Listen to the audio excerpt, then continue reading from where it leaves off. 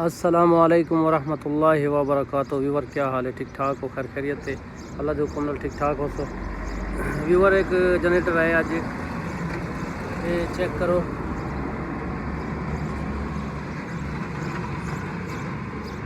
इहदा करंट का मसला है, इनकी बिजली का नाम दी पई। पर मोटर खोली से, मोटर चेक की से तो मोटर दे विच ऐल वंजण की वजह करो ना, ये देखते भी सारा ऐल है। ऐल की वजह करो, सील लीक होने की वजह करो ना, ये चेक करो तो सील नज़र आती पी उसे।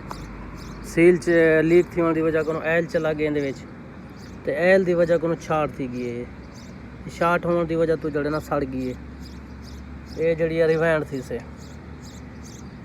चेक करो ना कितना ऐल है इहदे अंदर, ते मट्टी है देखो फुल है, ऐल ते मट्टी दे नाल फुल है।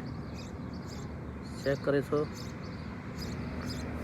दूजी गल है कि इहदा रोटर है जड़ा, इहदा तकरीबन ये जुलबा है ना जड़ा, ये को जुलबा आखदे न अरबी दे विच ना, जुलबा निहास पित्तल दा, पित्तल को निहास आखदे न इत्थां।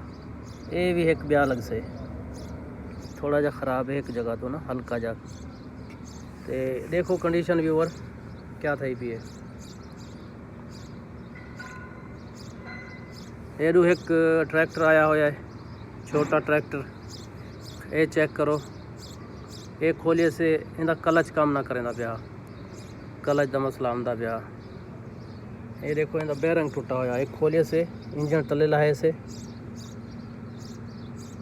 ये बैरंग कापे इहदे विच बैरंग लगदे इहदे अंदर, एडू इत्था लगदे बैरंग इहदे विच लगते ना, ये इत्थां इवें फिट थी वेंदे अगों।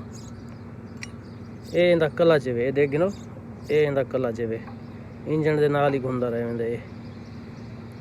ये क्लच है इंदा, ये इंदा इंजन थी गया।